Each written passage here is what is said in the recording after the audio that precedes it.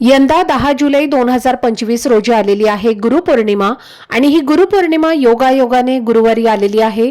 गुरुवारचा हा दिवस गुरूंना समर्पित असतो आणि म्हणूनच गुरूंप्रती असलेली कृतज्ञता व्यक्त करण्यासाठी गुरुपौर्णिमेचा औचित्य साधून आपण सर्व स्वामी भक्त काही ना काही सेवा स्वामींच्या चरणी अर्पण करणार आहोत।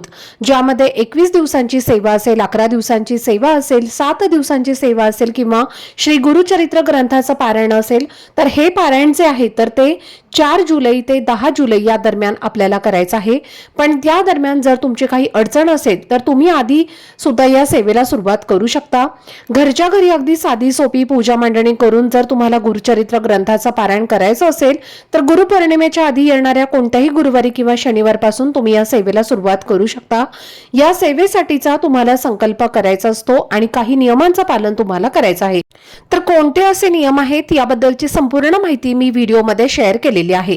खाली दिलेल्या लिंकवरती क्लिक करून संपूर्ण व्हिडिओ तुम्ही पाहू शकता, जेणेकरून तुमच्यापर्यंत योग्य ती माहिती पोहोचेल। श्री स्वामी समर्थ।